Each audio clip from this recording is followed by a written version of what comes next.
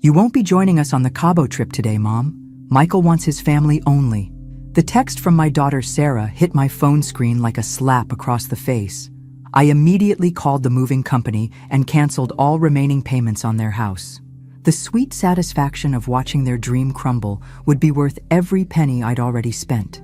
If you're watching this, subscribe and let me know where you're watching from. Let me back up and tell you how I ended up playing chess while everyone else was playing checkers. My name is Margaret Thompson, but everyone calls me Maggie, and at 68 years old, I thought I'd seen every kind of betrayal possible. Boy, was I wrong. 3 months earlier, Sarah had called me in tears. Mom, we found the perfect house, but we're short on the down payment. Could you help us out? Just this once?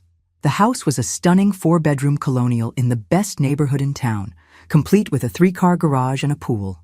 The kind of place I'd dreamed of giving my only child. How much do you need, sweetheart? I'd asked, already reaching for my checkbook. After my husband died 5 years ago, his life insurance had left me comfortable. What good was money if I couldn't use it to help my family? $80,000 for the down payment. And if you could help with the monthly mortgage until Michael's promotion comes through. Sarah's voice had been hopeful, manipulative in that way, children perfect by age 5. I'd written the check without hesitation. $80,000 from my savings, plus agreeing to cover their monthly mortgage payments of $3,200. Consider it an early inheritance, I'd told her, ignoring the little voice in my head that whispered I was being taken advantage of. For 3 months, I'd faithfully transferred money every month, watching my own savings dwindle while they posted Facebook photos of expensive dinners and shopping trips. But I'd kept quiet, telling myself that family comes first. The Cabo trip had been planned for weeks. Sarah had shown me the resort photos, gushing about the all-inclusive luxury package, the snorkeling excursions, the spa treatments. It'll be so wonderful to have 3 generations together, she'd said. The kids are so excited to spend time with Grandma. I'd bought new clothes, gotten my hair done, even splurged on a pedicure. 68 years old, and still trying to look good for my family.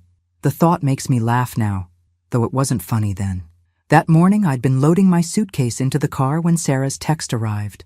No phone call, no explanation, just a cold dismissal that cut deeper than any knife. Michael wants his family only.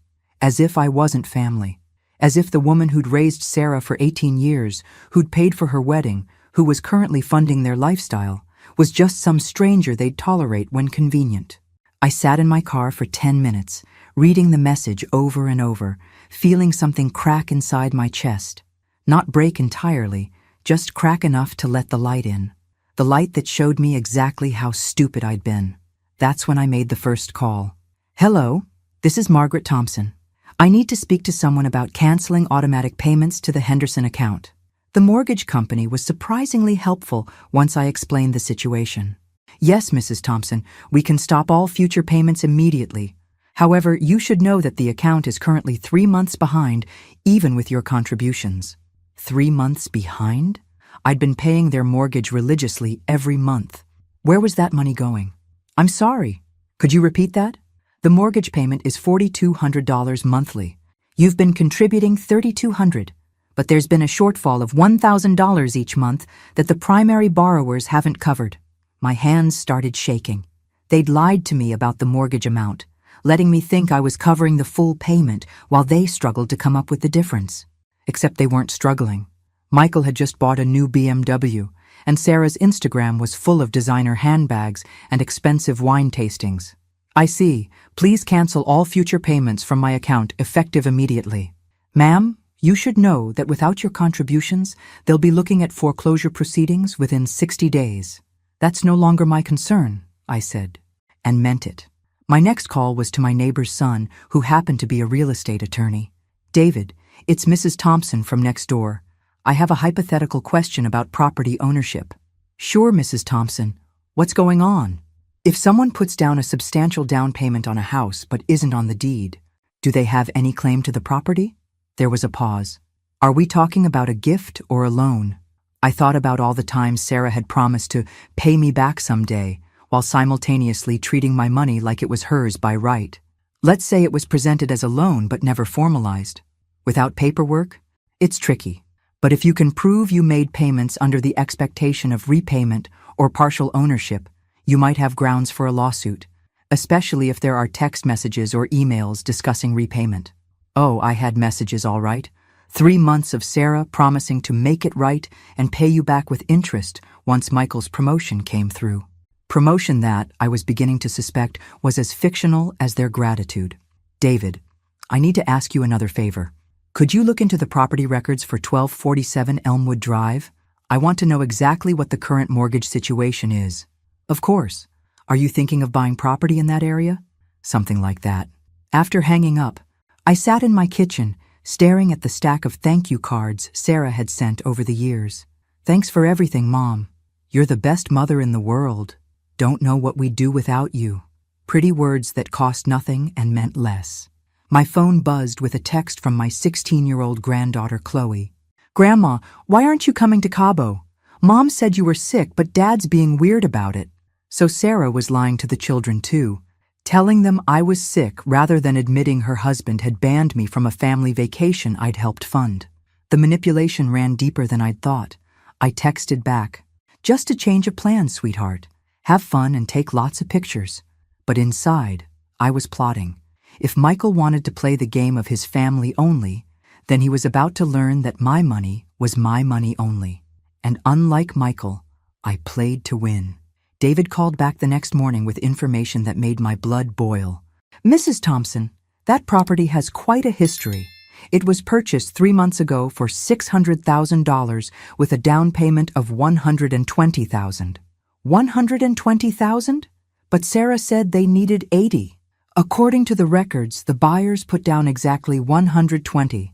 There's also a second mortgage for $40,000, which explains the higher monthly payments. They'd lied about everything, not just the amount they'd needed, but the actual down payment. They'd borrowed an additional $40,000 without telling me, probably for furniture and renovations based on Sarah's recent social media posts showing off their designer kitchen makeover. David, I need you to do something for me.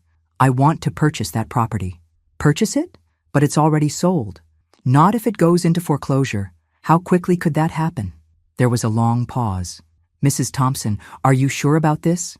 Real estate can be complicated when family is involved. I've never been more sure of anything in my life. The beauty of the situation was almost artistic. Without my mortgage payments, they couldn't afford the house.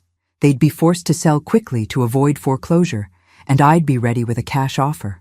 The same cash that had been sitting in my savings account, growing smaller each month as I funded their luxury lifestyle. I spent the afternoon doing research.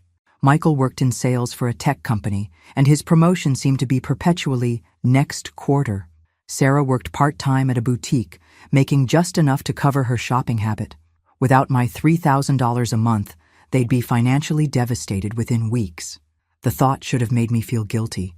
Instead, it made me feel powerful for the first time in years. My phone rang around dinner time, Sarah's number. I let it go to voicemail, then listened to her message with growing satisfaction. Mom, hi, it's me.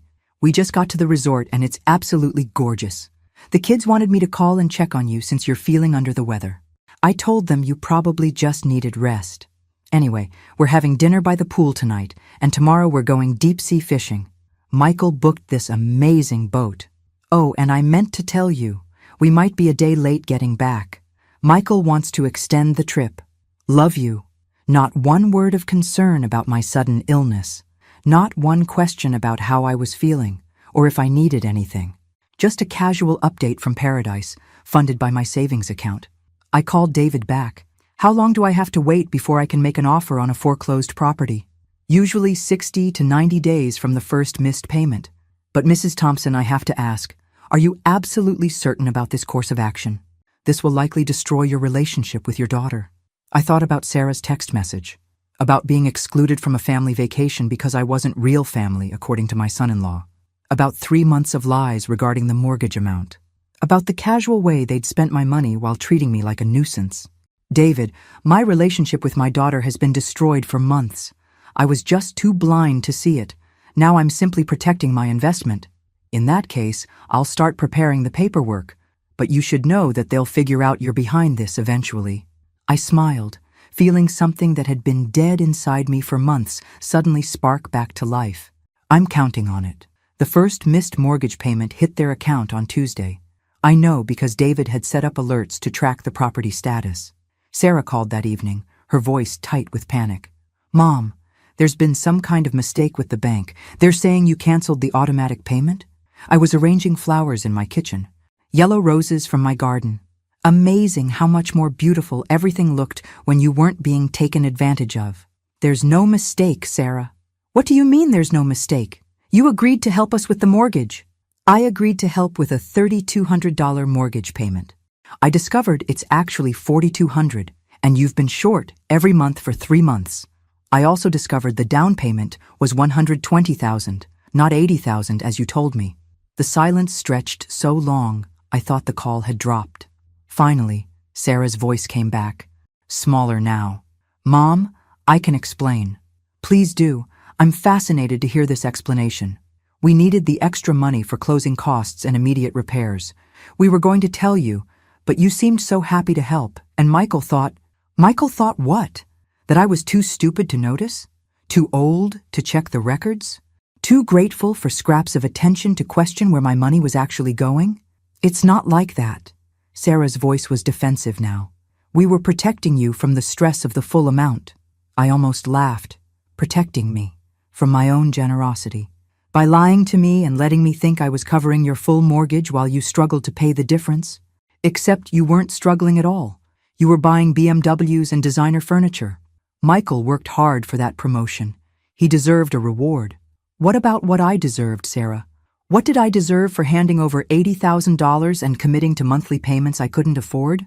You could afford it. Dad left you plenty of money. And there it was. The entitlement that had been lurking beneath every conversation for months. In Sarah's mind, my money was her money, just temporarily stored in my account until she needed it. My comfort, my security, my retirement, all irrelevant compared to her wants. Your father left me enough money to live comfortably, if I'm careful. Not enough to fund your fantasy lifestyle indefinitely. So you're just cutting us off? What about the kids? What about family loyalty? What about it, Sarah? Where was your family loyalty when you excluded me from the Cabo trip? When you lied to the children about why I wasn't coming? When you let your husband treat me like a charity case he was tired of supporting? Another long silence. When Sarah spoke again, her voice was cold. "Michael never said you were a charity case." "No? Then why wasn't I welcome on a family vacation to a resort my money helped pay for?" "It's complicated." "Mom, Michael's family dynamics are different. His parents are very involved, and adding more people would have changed the whole dynamic." "His parents?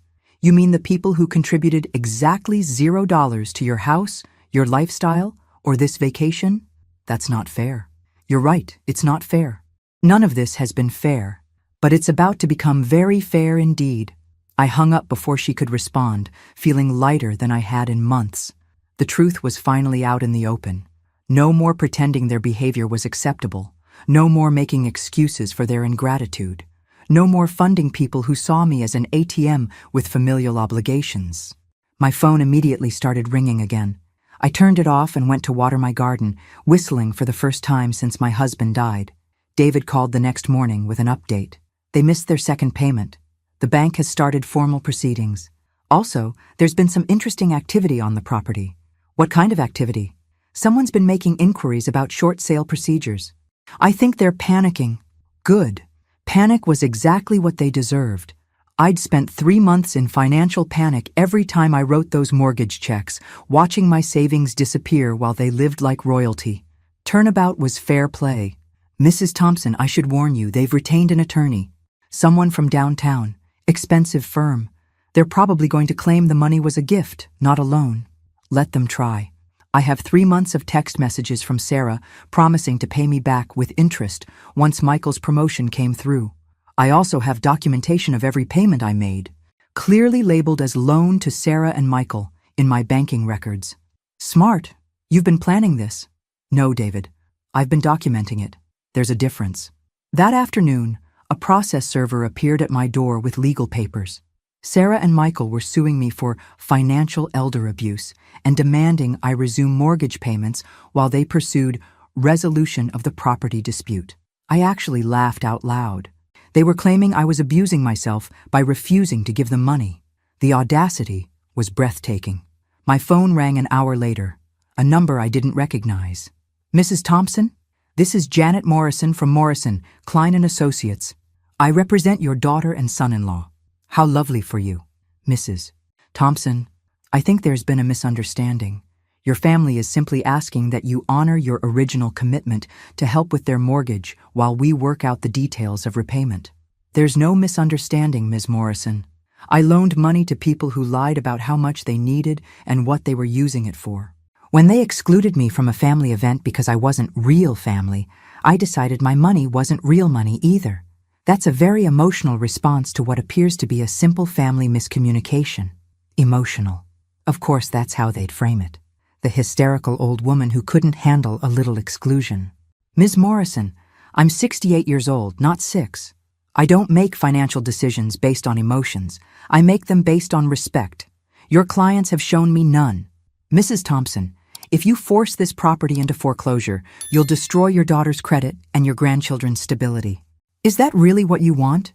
What I want is for my daughter to experience the consequences of treating people badly. If that destroys her credit, perhaps she should have thought about that before lying to me for 3 months. We're prepared to offer a formal repayment plan. How generous. What are the terms? Partial repayment of the down payment contribution over 10 years, plus resumption of mortgage assistance until the property is sold or refinanced. I actually snorted. So I give them more money, accept a fraction of what they owe me, spread over a decade, and they get to keep their house. What exactly do I get out of this arrangement? You get to maintain your relationship with your family. Ms. Morrison, they ended that relationship when they decided I wasn't family enough to join their vacation. This lawsuit simply makes it official. I hung up and called David. Speed up the foreclosure paperwork. I want to make an offer the day it becomes available. Are you sure about this, Mrs. Thompson? They're going to fight dirty. Good thing I learned from the best then. The children came home from Cabo 3 days later, and according to my neighbor, Mrs. Patterson, there was quite a scene in their driveway. Chloe and Ryan were excited to show me their vacation photos, but Sarah and Michael rushed them inside before they could cross the street to my house. An hour later, Chloe appeared at my back door, looking confused and upset. Grandma, Mom said you're sick, but you don't look sick. Are you okay? I invited her in for cookies and milk, the same snack I'd given her mother at that age. I'm perfectly fine, sweetheart. Did you have fun in Cabo? It was amazing, but weird. Mom and Dad kept acting strange, like they were waiting for bad news or something. And Dad was on his phone constantly, which isn't like him on vacation. Smart girl. She'd inherited my ability to read people, a skill her mother seemed to have lost somewhere along the way. Sometimes adults have to deal with complicated situations. Honey, is that why you didn't come? Mom said you were too sick to travel, but then she told Mrs. Patterson next door that there wasn't enough room in the resort for extra people. Extra people. As if I were some random +1 rather than the woman who'd made their vacation possible. Your mom and I had a disagreement. Chloe, sometimes families go through difficult times. Are you and Mom not talking anymore? Like when she and Aunt Jennifer had that fight about the wedding? Sarah and her sister had feuded for 2 years over Jennifer's decision to elope instead of having a big wedding Sarah could help plan and take credit for. The irony wasn't lost on me that Sarah was repeating the same pattern of demanding control over other people's major life decisions. I hope we'll work things out eventually, but some things can't be fixed with just an apology. Mom's been crying a lot since we got back, and Dad's really angry. He keeps saying something about lawyers and unfair situations. Before I could respond, Sarah's voice carried across the yard. Chloe, where are you? You're not supposed to bother Grandma when she's not feeling well. Chloe looked at me with wise 16-year-old eyes. You're not sick at all, are you, Grandma? No, sweetheart. I'm not sick. I'm just tired of being taken advantage of. By Mom and Dad? Out of the mouths of babes. That's between your parents and me. But I want you to know that whatever happens, I love you and your brother very much. This has nothing to do with you kids. Chloe! Sarah's voice was getting closer and more frantic. I should go, Chloe said, but she hugged me tightly first. I love you too, Grandma, and I'm sorry about whatever Mom and Dad did. After she left, I sat in my kitchen thinking about that conversation. The children weren't blind to their parents' behavior. They'd noticed the inconsistencies, the lies, the strange tension. How long before Sarah and Michael started poisoning them against me, painting me as the villain in this story? My phone rang. Sarah's number. "Mom, what did you say to Chloe? She's asking questions about lawyers and money." "I told her that you and I had a disagreement, nothing more." "She said you told her you were tired of being taken advantage of. How could you say that to a child?" "She's 16. Sarah, not 6. And she's smart enough to notice when adults are lying to her. Just like I finally got smart enough to notice when my own daughter was lying to me." "We never lied to you." "Really? Then the mortgage isn't actually $4,200? You didn't take out a second loan for $40,000? You didn't tell the children I was sick instead of admitting your husband excluded me from the vacation?" Silence. Then quietly, "We were trying to protect everyone." "No, Sarah. You were trying to protect yourselves, and now you're discovering that protection comes with a price tag." That's when she said the words that changed everything. "Fine. If this is how you want to play it, Mom, then you're going to lose a lot more than money. You'll lose your grandchildren too." The threat hung in the air like poison. She was going to use my grandchildren as weapons against me, leverage to force my compliance. The same woman who'd just seen her daughter give me a loving hug was prepared to destroy that relationship to get her hands back in my wallet. "Sarah," I said very quietly, "you just made the biggest mistake of your life." After I hung up, I called David. "Change of plans. I don't just want to buy the house when it goes into foreclosure. I want to destroy them completely. What are my options?" David's response was immediate and ruthless. "If you want to go nuclear, we can. First, I'll file a formal claim against the property for the full amount you've contributed, $80,000 plus the mortgage payments. Second, we can investigate their finances for fraud. If they lied to you about their financial situation to obtain money, that's criminal. What kind of investigation? Bank records? Tax returns? Employment verification? If Michael's promotion story is fabricated, if they've been hiding assets or income, we can expose everything." The next morning brought an unexpected visitor. Michael stood on my porch, looking haggard and desperate. Gone was the cocky man who'd made jokes about my appetite at dinner parties. This Michael was wrinkled, unshaven, and reeked of desperation. "Mrs. Thompson, we need to talk. I think our lawyers are handling communication now, Michael. Please, just 5 minutes. Sarah doesn't know I'm here." Against my better judgment, I let him in. He sat heavily on my couch, the same couch where he'd once made jokes about old people being technologically challenged while I quietly paid his mortgage. "Look, I know we messed up. Sarah got carried away with the house stuff and I should have stopped it." "You should have stopped lying to me, you mean?" "We were desperate. My job, the promotion thing, it's complicated." I waited, letting the silence stretch. Desperation makes people reveal more than they intend. "The truth is, I've been on thin ice at work for 6 months. The promotion isn't happening. They're actually talking about layoffs, and my name is on the list." Interesting. So Michael's golden future was as fictional as their gratitude. "Why didn't you just tell me the truth?" "Because Sarah was convinced you wouldn't help if you knew how bad things really were. She said you only respected success, that you'd cut us off if you knew I might lose my job." Sarah had said that about me? The woman who'd raised her alone after her father left, working 2 jobs and never once making her feel like we were struggling? And you believed her? I wanted to believe the promotion was still possible. I wanted to believe we could pay you back with interest like we promised. But instead, you spent my money on BMWs and vacations while lying about your finances. Michael's face crumpled. The BMW was leased before everything went bad. And the Cabo trip? Sarah's parents gave us that for Christmas. We couldn't cancel without explaining why. More lies built on lies. Sarah's parents, who lived on Social Security, had supposedly gifted them a $10,000 vacation. Michael, do you understand that every word out of your mouth makes this worse? I'm trying to be honest now. You're trying to save yourself now. There's a difference. He looked up at me with bloodshot eyes. What do you want? Money? We'll pay you back somehow. An apology? I'll grovel if that's what it takes. Just don't destroy my children's lives over this. Your children. Not our grandchildren, not Sarah's children. Your children. Even now, you can't acknowledge my relationship to them. That's not what I meant. It's exactly what you meant. Just like when you decided I wasn't family enough for Cabo. You've made it crystal clear where I stand in this family hierarchy. I stood up, signaling the conversation was over. Here's what's going to happen. Michael, you're going to lose the house, your credit will be destroyed, and everyone in town will know exactly why. You're really going to ruin us over hurt feelings? I'm going to ruin you over 3 months of systematic lying, financial manipulation, and emotional abuse. The hurt feelings are just a bonus. After he left, I called David with an update. Michael just confessed that his job is in jeopardy, and the promotion never existed. Also, Sarah apparently told him I only respect success and would cut them off if I knew the truth. Perfect. That establishes premeditation for the fraud. They deliberately misrepresented their situation to obtain money from you. The afternoon brought another surprise.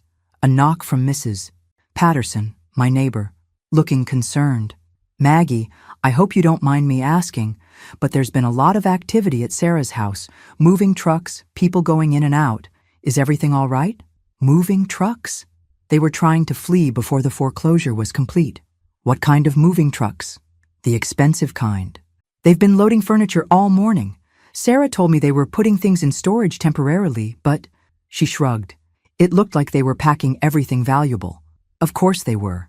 Asset hiding 101. Move the expensive stuff before creditors could claim it. Thanks for letting me know. Mrs. Patterson. I immediately called David. They're moving assets. Can we stop them? Already on it. I filed an emergency motion this morning freezing their assets pending resolution of the fraud investigation.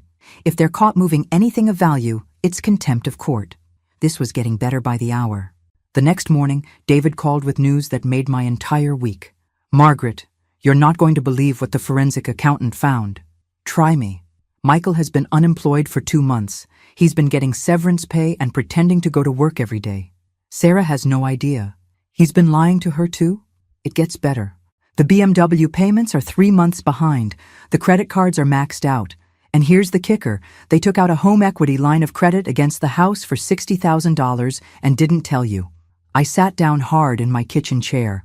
They'd been using my down payment and mortgage payments to qualify for additional loans against the property I'd essentially purchased for them. How is that even legal? It's not, technically.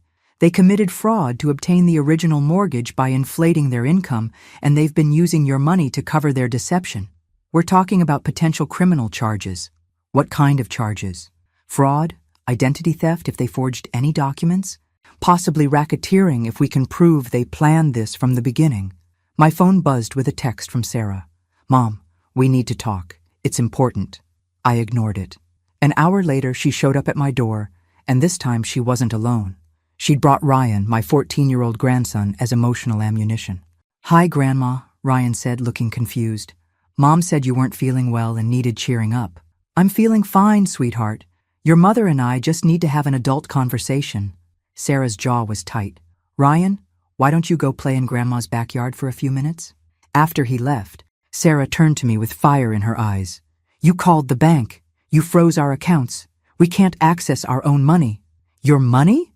You mean the money you borrowed against a house I'm paying for? That's our house. We live there. We make the payments. You haven't made a payment in 4 months. I've been making the payments and apparently financing your secret home equity loan as well. Sarah's face went pale. How did you? Michael said you didn't know about that. Michael has said a lot of things that turned out to be lies, like the fact that he's been unemployed for 2 months while pretending to go to work. The color drained completely from Sarah's face. That's not... He can't be. He leaves every morning. He comes home complaining about his boss. Call him right now. Ask him where he is. Sarah fumbled for her phone with shaking hands. I watched her face change as she listened to whatever excuse Michael was making. You're at work, right? In your office? A pause. Can you prove it? Send me a picture of your desk. She hung up and stared at me with devastated eyes. He hung up on me. Sarah, your husband has been lying to both of us. The difference is, I figured it out and stopped giving him money. You married him. We can fix this. I'll get a full-time job. We'll pay you back. With what qualifications? You've been working part-time retail for 20 years while I subsidized your lifestyle. That's cruel. What's cruel is using your children as weapons to manipulate me. What's cruel is lying about mortgage amounts and down payments. What's cruel is excluding me from family events while I pay your bills. Ryan came back inside, sensing the tension. Is everything okay? Mom, why are you crying? Sarah wiped her eyes quickly. Everything's fine, baby. Grandma and I are just working through some grown-up stuff. I looked at my grandson. Really looked at him. 14 years old and already learning that adults lie to protect their own interests. Ryan, your mom and I are having some financial disagreements. It's nothing you did wrong, and it's nothing you need to worry about. Are you and Mom going to stop talking like you and Aunt Jennifer? I hope not. But sometimes adults have to make difficult decisions when people they trust betray that trust. Sarah shot me a warning look. But I was done protecting her from the consequences of her choices. Ryan was old enough to understand that actions have consequences, even when those actions are taken by people you love.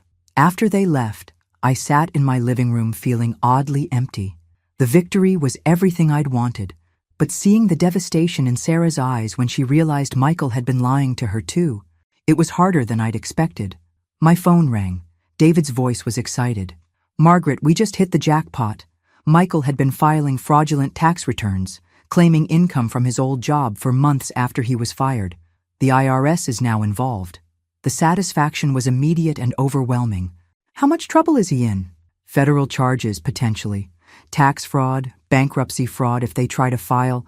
This is serious prison time we're talking about. I thought about Ryan's confused face, about Chloe's worried questions. Then I thought about the text message excluding me from Cabo, about months of lies and manipulation, about Sarah threatening to keep my grandchildren from me. Good, I said. Let it burn. The next week brought chaos to Sarah and Michael's perfect little world. Michael's employer confirmed he'd been terminated for falsifying sales reports. Apparently, his creative relationship with the truth extended to work as well. The IRS froze their remaining accounts pending investigation, and the foreclosure proceedings accelerated due to evidence of asset hiding. Sarah called me every day, alternating between rage and desperation. I stopped answering. Let her leave voicemails. Let her experience what it felt like to be ignored by someone who was supposed to care about her. But Thursday morning brought a knock that changed everything. Chloe stood on my porch, school backpack over her shoulder, tears streaming down her face. Grandma, can I stay with you? Mom and Dad are screaming at each other constantly, and last night Dad punched a hole in the wall. I pulled her inside immediately. Of course, sweetheart. Are you hurt? Is Ryan okay? Ryan's staying at his friend Jake's house. We can't be there right now. I made her hot chocolate and let her cry on my shoulder. 16 years old and dealing with her parents' complete meltdown. This wasn't what I'd wanted when I started this war. Grandma, Mom says you're trying to steal our house. Is that true? I chose my words carefully. Your parents asked me to loan them money for the house, then lied about how much they needed and what they were using it for. When I found out, I stopped giving them money. Now they can't afford the payments. But you could afford to keep helping them, right? You have enough money? The million-dollar question. Could I afford to keep subsidizing their lifestyle indefinitely? Probably. Should I have to? Chloe, if someone lies to you and takes advantage of your generosity, what do? I guess I'd stop helping them, even if stopping meant they'd face consequences. She thought about this seriously. Even then, because if you don't have consequences, they'll just keep lying. Smart girl. Smarter than her mother. That's exactly right. But what about me and Ryan? We didn't lie to you. And you won't be punished for your parents' choices. Whatever happens to the house, you and Ryan will always have a place with me. Her relief was visible. Really? Even if Mom tries to stop us from seeing you? Your mother is angry and scared right now, but she can't keep you from having a relationship with me forever. You're 16, Ryan's 14, old enough to make your own decisions about who you want in your life. That afternoon, Sarah showed up in a rage. Where is my daughter? She's upstairs doing homework. And before you ask, she came here on her own because she was afraid of the violence in your house. What violence? Michael was just frustrated. He punched a hole in the wall, Sarah, in front of your children. You don't understand the pressure we're under. We're losing everything. You're losing everything because you chose to lie and steal instead of being honest about your situation. We never stole anything. I pulled out the folder David had prepared with all the evidence. You lied about the down payment amount. That's fraud. You lied about the mortgage payment amount. More fraud. You took out a home equity loan using money I provided as collateral without telling me. That's theft. And Michael filed false tax returns claiming income he wasn't earning.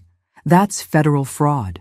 Sarah stared at the documents, her face going through a range of emotions. Shock, denial, anger, and finally, devastation. I didn't know about the tax thing. I thought he was still working. But you knew about the other lies. You knew exactly how much that down payment was, and you chose to deceive me. Because we were desperate. Because we needed help and didn't think you'd give it if you knew how bad things were. So instead of trusting me with the truth, you decided to manipulate me with lies. And when I discovered the truth, instead of apologizing, you threatened to keep my grandchildren from me. I was angry. You were showing me exactly who you really are. Someone who uses her own children as weapons to get what she wants.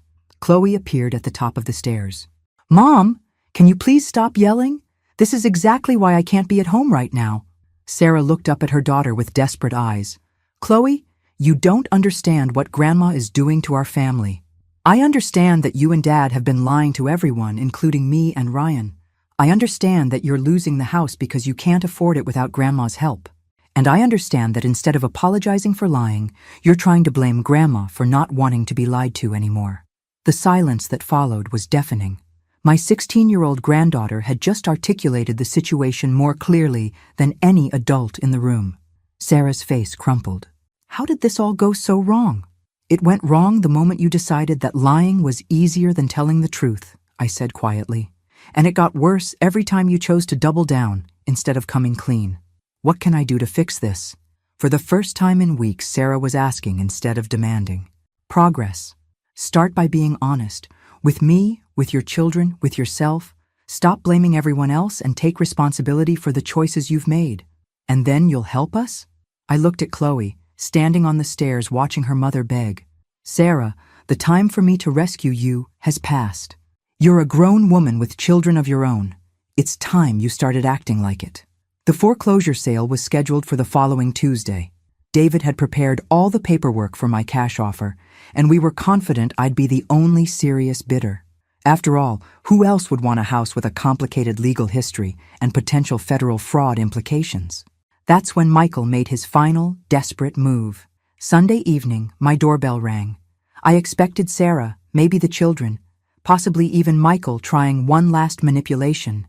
Instead, I found a distinguished older man in an expensive suit, flanked by two younger men who screamed, "Lawyers." Mrs. Thompson?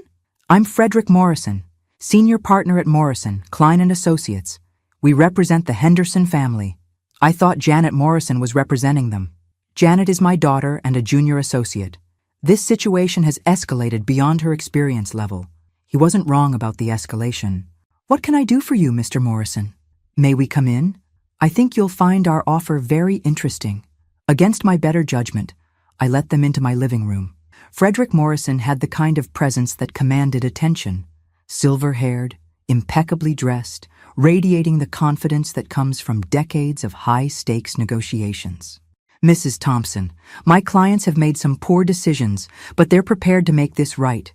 We're authorized to offer you complete repayment of all funds contributed, plus interest, plus an additional $50,000 in compensation for your inconvenience. I nearly choked. Where exactly would they get that kind of money? Michael's unemployed and under federal investigation. That's where this gets interesting. Frederick smiled the kind of smile that should have warned me. It seems Michael's family has been unaware of the extent of his financial difficulties. His parents are quite wealthy, and when informed of the situation, they've agreed to settle all debts to preserve the family reputation. Michael's parents? The same parents who'd supposedly been too important to accommodate extra people on the Cabo trip? Dr. Charles Henderson is a prominent cardiovascular surgeon. His wife, Patricia, owns several successful real estate ventures. They're deeply embarrassed by their son's behavior and want to resolve this quietly. Something felt wrong about this. Michael had never mentioned his parents being wealthy. In 3 years of family gatherings, they'd been portrayed as middle-class retirees, not wealthy professionals trying to avoid scandal. I'm sorry, Mr. Morrison, but I'm going to need to verify this independently. Of course. In fact, they're prepared to meet with you personally. They're flying in tomorrow specifically to handle this situation. After they left, I immediately called David. Something's not right about this offer. Can you investigate Michael's parents? Already on it. I got suspicious when expensive lawyers started throwing around large sums of money for a fraud case. Give me an hour. 45 minutes later, David called back with information that changed everything. Margaret, sit down for this. Doctor, Charles Henderson died 3 years ago. Patricia Henderson moved to a care facility 6 months ago due to advanced dementia. My blood went cold. Then who? Michael's been using his deceased father's identity to obtain credit. The expensive lawyers? They're being paid with funds from accounts Michael opened using his father's social security number and medical credentials. Identity theft of his own father? It gets worse. The wealthy parent's story was a complete fabrication designed to buy time while Michael liquidates his father's estate illegally. He's been forging his mother's signature on financial documents while she's been in memory care. I felt physically sick. The depths of Michael's criminality were staggering. What about the lawyer's offer? Completely fraudulent. The money doesn't exist, except what Michael has already stolen from his incapacitated mother and dead father. Dear God, Sarah has no idea, does she? Based on our investigation, no. Michael's been maintaining this fiction for months, possibly years. He's been telling Sarah his parents were helping them financially while actually stealing from elderly and deceased family members. I hung up and sat in my kitchen, stunned. Sarah was married to a monster, a man who would steal from his own dead father and dementia-addled mother to maintain his lifestyle. A man who would use high-priced lawyers and elaborate lies to try to manipulate his way out of consequences. But I wasn't finished with him yet. Tuesday morning, I sat in the county courthouse waiting for the foreclosure sale to begin. David was beside me with our cashier's check, ready to purchase the house that had started this entire mess. Sarah and Michael weren't there. They'd been arrested the night before on federal fraud charges. But that's not the end of the story. That's just when the real satisfaction began. You see, while Michael had been desperately trying to steal money from his dead father's estate, I'd been making some calls of my own. It turns out, Patricia Henderson's care facility had been wondering why her monthly payments had stopped coming. The staff was quite interested to learn that her son had been forging her signature while telling them she was traveling abroad. I purchased the house for exactly what they still owed on it, $420,000. A bargain, considering I'd already invested $80,000 in the down payment. The mortgage company was happy to get their money. I was happy to own a beautiful 4-bedroom house in the best neighborhood in town. But the real victory came 3 days later. Sarah called me from the county jail, where she was being held as a potential accomplice in Michael's fraud scheme. Mom, please. I didn't know about any of the identity theft. I thought his parents were really helping us. I know you didn't know, Sarah. That's why I've hired a lawyer for you. You, what? You're still my daughter, still my... And despite everything that's happened, I don't want to see you destroyed by Michael's crimes. The silence on the other end stretched so long, I thought the call had dropped. Finally, Sarah's voice came back, small and broken. Why would you help me after everything I did to you? Because that's what real family does. We don't exclude each other from important events. We don't threaten to withhold grandchildren. We don't lie about needing help. But when someone we love makes terrible mistakes, we don't abandon them either. I'm so sorry, Mom, for all of it. The lies, the manipulation, letting Michael treat you the way he did. I was so focused on keeping up appearances that I lost sight of what really mattered. Apology accepted. But Sarah, this is your rock bottom. What you do from here determines whether you become a better person or repeat these same patterns. What happens now? Now you serve whatever sentence you get for your part in this. You get counseling to understand how you let this happen. You rebuild your relationship with your children based on honesty instead of manipulation. And you never, ever take advantage of people who love you again. And us? Our relationship? I looked out the window of my new house. Yes, I moved into Sarah and Michael's former dream home, at the pool where my grandchildren now spent their afternoons. Chloe and Ryan lived with me now, at least until Sarah got back on her feet. They were thriving without the constant tension and lies. We'll see, Sarah. Trust is like a broken bone. It can heal, but it's never quite the same. You'll have to prove yourself worthy of it again. I will. I promise I will. 6 months later, Sarah was sentenced to 18 months in minimum security prison. Michael got 7 years in federal prison for identity theft, tax fraud, and elder abuse. The house Michael bought with stolen money? I'm living in it quite comfortably, thank you very much. My grandchildren visit Sarah every weekend. They're both doing better in school without the chaos of their parents' financial disasters hanging over them. Chloe got the lead in the school play. Ryan made the honor roll. And me? I'm 68 years old, living in a beautiful house I own outright, with a healthy bank account and 2 grandchildren who know exactly how much I love them. I've also started dating again. A nice widower I met at the community center who thinks I'm remarkable for taking such good care of my family. Sarah was right about one thing. Families should take care of each other. She just had the direction backwards. It was never my job to fund her fantasy lifestyle. It was her job to earn my generosity through love, respect, and honesty. The text that started this whole thing, "You won't be joining us on the Cabo trip today. Michael wants his family only," is framed in my kitchen now. A reminder that sometimes the worst thing people can do to you is show you exactly who they really are. And sometimes, the best revenge is simply refusing to be taken advantage of anymore. I hope you enjoyed my story of how I turned the tables on a daughter who forgot that respect is a two-way street. The house is lovely, by the way. The pool is perfect for entertaining my real family. The people who love me for who I am, not what I can give them. Thanks for listening.